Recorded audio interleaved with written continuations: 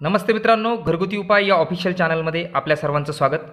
मित्रांनो, ॲलर्जीमुळे घसा दुखणे त्याचबरोबर खोकला येणे या समस्या अनेक जणांना जाणवत असतात।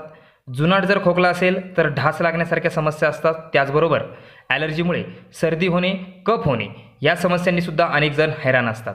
आयुर्वेदामध्ये खोकल्यासाठी अनेक उपाय सांगितलेले आहेत, मात्र आज मी तुमच्यासाठी खास असा सोपा घरगुती उपाय खोकल्यावरती घेऊन आलेलो आहे। हा उपाय केल्याने तुमचा खोकला एका क्षणामध्ये नाहीसा होतो आणि 2 ते 3 दिवस जर सलग हा उपाय केला तर तुम्हाला पुन्हा खोकला सुद्धा होत नाही। चला तर मित्रांनो, पाहूया काय आहे हा उपाय।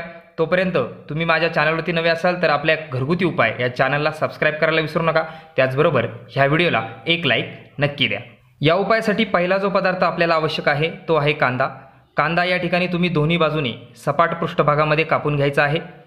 मित्रांनो, कांद्याचे उपयोग तुम्हाला माहितीच आहेत। तुम्ही जर कच्चा कांदा खाल्ला तर तुमची रोगप्रतिकारक क्षमता बूस्ट होते आणि यामधील अनेक तत्व हे इम्युनी सिस्टीमला मजबूत करतात। कांद्यामध्ये मोठ्या प्रमाणामध्ये व्हिटॅमिन सी असतं आणि यातलं जे ओरल कॅल्शियम आहे हे आपल्या आरोग्यासाठी अतिशय फायदेशीर असतं। तुमच्या घशाचे इन्फेक्शन याच्यामुळे पूर्णपणे नाहीसे झाल्याशिवाय राहत नाही। हा कांदा आपण घेतल्यानंतर याला आपण भाजून घ्यायचा आहे। दोन्ही बाजूने कांदा व्यवस्थित भाजला जाईल याची काळजी घ्यायची आहे। कांदा भाजण्याच्या अगोदर कांद्याच्या मधोमध 2 काप घ्यायचे आहे आणि मग तो कांदा खरपूस भाजून घ्यायचा आहे। भाजल्यानंतर अशा पद्धतीने तुमचा कांदा भाजला जाणार आहे, तुम्ही स्क्रीनवरती पाहू शकता। आणि यानंतर आपल्याला या ठिकाणी दुसरा जो पदार्थ आवश्यक आहे तो आहे ओवा। ओवा आपल्या सगळ्यांना माहिती आहे, चवीला कडू असणारा हा ओवा वात, कफ या दोषांचं समन करत असतो। त्याचबरोबर यामधील जे अँटीऑक्सिडंट आहेत हे आपल्या शरीराची पाचनशक्ती वाढवण्याचं सुद्धा काम करत असतात। ओवा मात्र उष्ण असतो, त्यामुळे ओव्याचा वापर हा थोडा कमी करायचा आहे। आणि हा ओवा आपले कफ आणि सर्दीबाबतचे जे इन्फेक्शन आहे ते सर्व इन्फेक्शन दूर करतो। या ठिकाणी आपल्याला करायचं काय आहे तेही पाहूया। भाजलेला हा जो कांदा आहे या कांद्यामध्ये आपल्याला 1 चिमूटभर ओवा अशा पद्धतीने मध्यभागी टाकायचा आहे। तुम्ही या ठिकाणी पाहू शकता स्क्रीनवरती।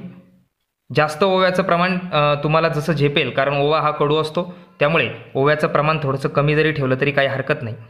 अशा पद्धतीने कांद्यामध्ये आपण ओवा टाकून घेतलेला आहे आणि आता हे जे मिश्रण तयार झालेलं आहे म्हणजे भाजलेला कांदा आणि त्यामध्ये हा टाकलेला ओवा, हे मिश्रण आपल्याला अशाच पद्धतीने चावून खायचं आहे, चावत राहायचं आहे।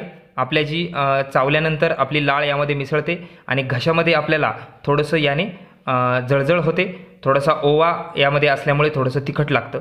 मात्र हा उपाय जर तुम्ही दिवसातून 1 वेळा म्हणजे रात्री झोपताना फक्त जेवल्यानंतर हा जर केला तर या उपायाने तुमचा कुठलाही खोकला, कसल्याही प्रकारचा जर खोकला असेल तर खोकला हा क्षणामध्ये गायब होतो। कितीही जुनाट खोकला असेल, ढास लागण्याची समस्या असेल तर या उपायाने तुमची समस्या पूर्णपणे नाहीशी झाल्याशिवाय राहणार नाही। कांदा आणि ओवा यांचं हे मिश्रण अतिशय गुणकारी असं खोकल्यासाठी आहे। मित्रांनो, हा उपाय तुम्ही नक्की करा। ज्यांना कायम खोकल्याची समस्या आहे त्यांनी हा उपाय करून मला नक्की कळवा की तुम्हाला खोकल्याच्या समस्येपासून सुटका मिळाली की नाही। तर मित्रांनो, आजच्या दिवसापुरतं एवढंच। पुन्हा भेटूया अशाच नवीन आणि घरगुती उपायांसह। तोपर्यंत स्वस्थ रहा, निरोगी रहा। नमस्कार।